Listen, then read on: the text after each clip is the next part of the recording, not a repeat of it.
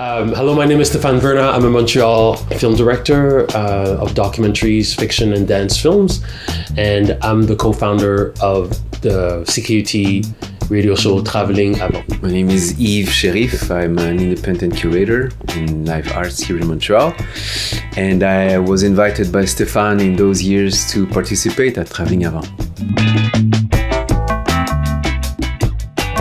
I think I was 19 or 20 and I was studying engineering, and then I was like, I don't want to do science. And then I took a year off where I started working in music video stores. Well, in video stores, like back the day when you could rent videos. And I started watching tons of films. And in my spare time, I would read books about films. So I would read about Charlie Chaplin, Orson Welles, Buster Keaton, all these people. And so I started to have this growing interest in cinema. And I became really fascinated by the French New Wave, which is the sort of revolutionary movement in the late 60s, late 50s in France. And they were all film critics before, right? So I was like, oh, I want to be a filmmaker, but I want to follow the path of that group from the Cahiers du Cinéma. So I decided that I wanted to become a film critic. Yeah, so that my love of cinema really started with that type of auteur cinema. And so I was working on this show. It was led by two McGill students, and then so probably for about almost a year I was kind of doing like little film reportage, film reviews of films that were coming out, and then they graduated and they left, and then I was like, oh, let me create a show about cinema, on a wide range, not just Hollywood, just kind of, and there was a French movie that came out.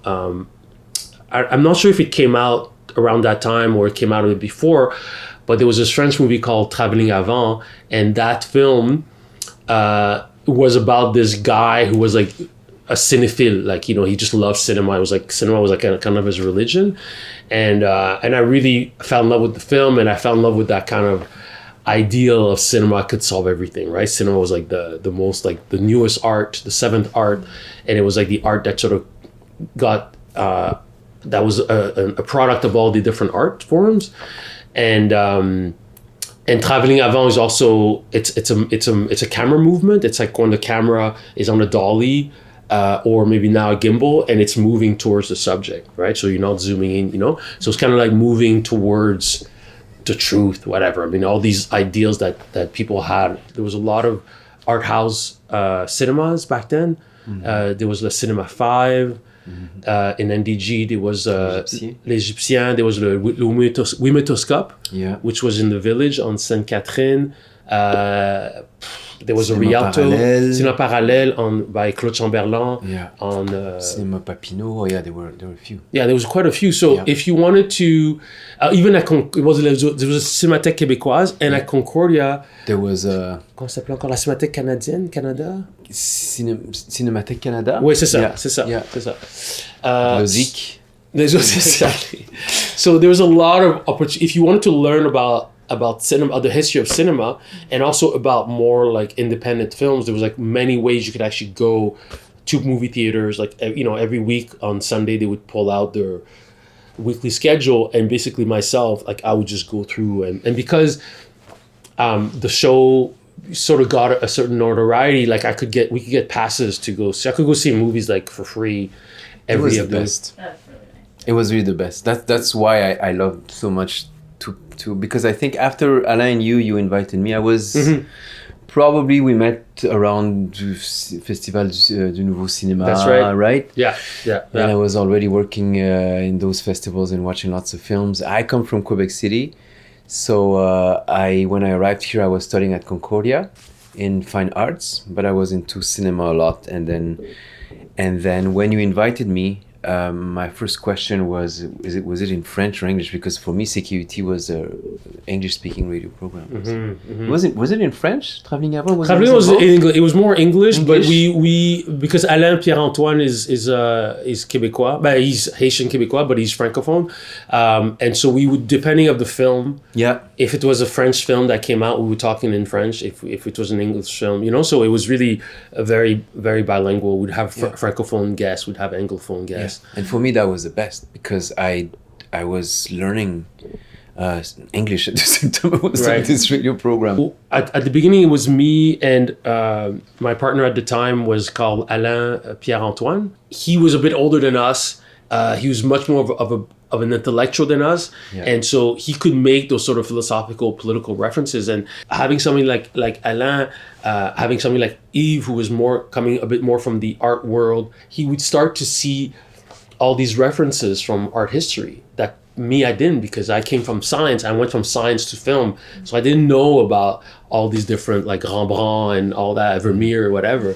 And when you have a filmmaker that comes from the visual arts, then somebody like Yves, and so it was great because he would give us like different points of entries into film. As a radio program, it was, because we were three with Alain, there were a lot of dialogues. For sure. We were, and then sometimes not agreeing on the same film. Like some people like Alain, especially I remember he was very specific on some things he liked or not. Yeah.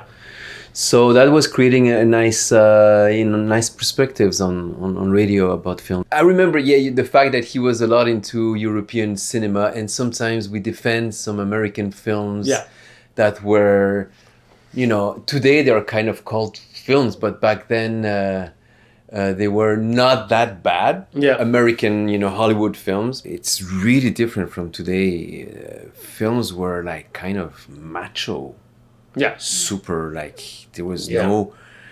That's why it was so important to have someone like Betty Gordon or others, underground filmmakers from United States that were not coming from Hollywood. Yeah. Because Hollywood it was a golden age for Hollywood, macho, etc., violence, and then so it was very important to. And then it was those famous years when Jarmusch, Spike Lee, and Gordon and others, the kind of avant-garde from New York, and Spike Lee arrived with this. I mean, it was so revolutionary at that time to talk about, sex in the Afro-American culture. She's got to have it. It was the new films, and then it was spectacular. No, it was really a beautiful time. I think Spike Lee definitely, especially as a black filmmaker, at the time I was like a black wannabe filmmaker, to have such a strong voice.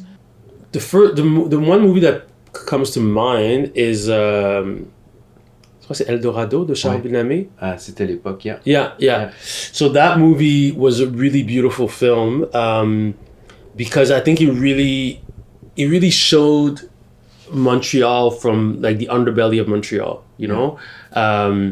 it really showed like the sort of like bohemian, sort of poetic, the thing that makes people want to live in Montreal. I felt like El Dorado was really that. And another film I thought that showed like more the dark side of Montreal was Un Jour la Nuit, de Jean-Claude Lauzon.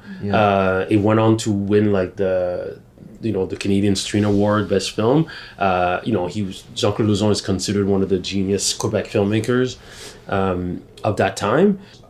We felt our job was that we wanted to talk about more alternative, like more independent cinema. And this at the time also the Sundance Film Festival started coming out.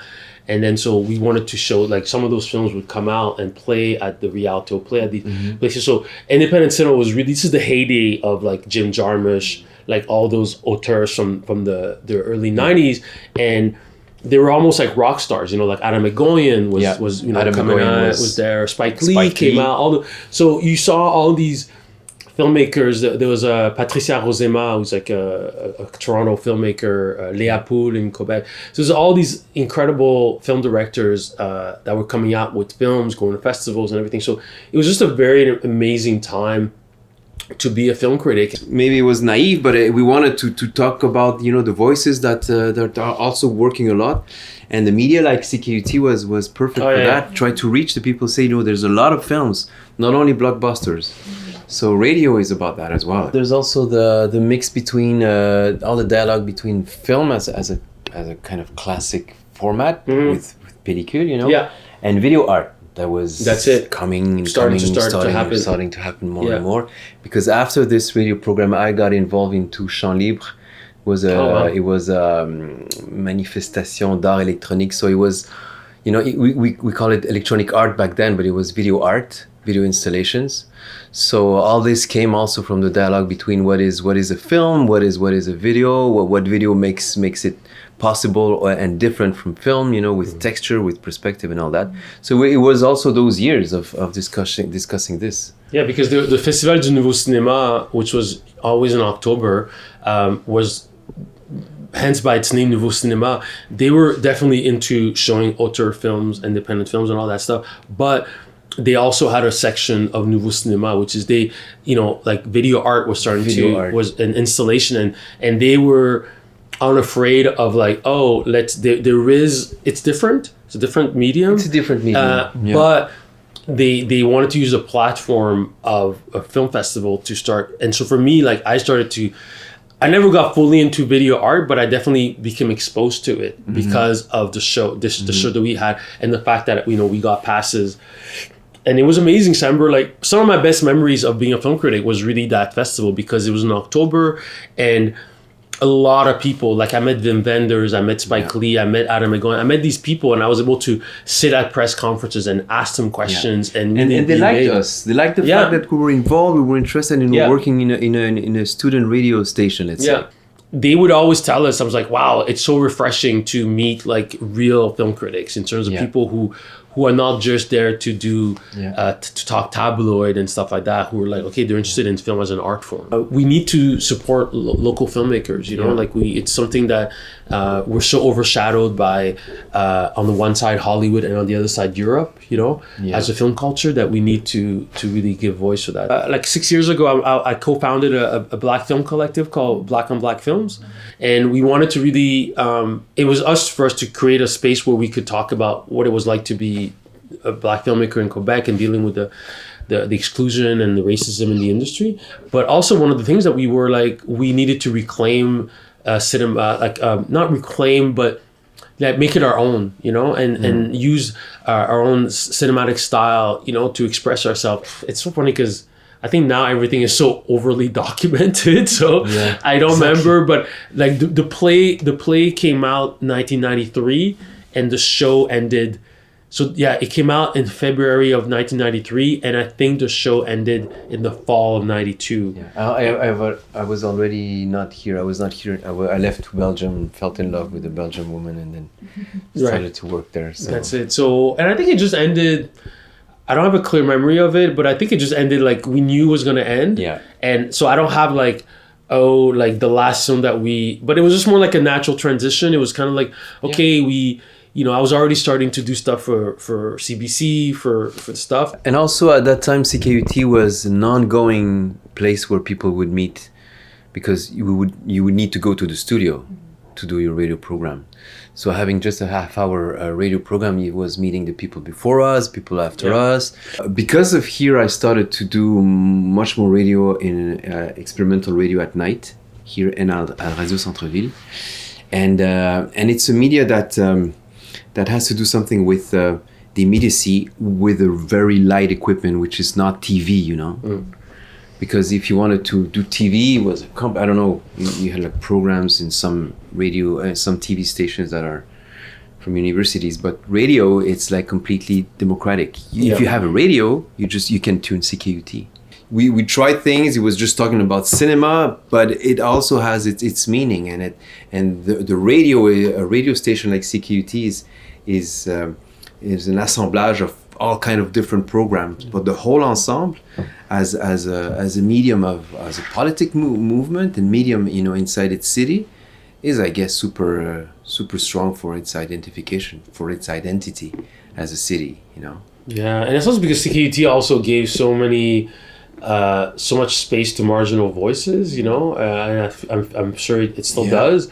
I think it was really important. It was like, you know, a space where we felt we could be ourselves, and really not have to adhere to a dominant hegemonic voice, and we could really be individual. I think that was so liberating, especially like, you know, in your 20s, when you're like I was saying, you're starting to figure out who you are, having access to other people that are also in that search in whatever medium they're working with. I mean, that's his goal. It really became my first university. Was CKUT, was Travelling Avant. Yeah. Great. Cool. Thank you so much. Thank you. Thank you. Yeah. So this is going to go somewhere. Are you going to? Yeah.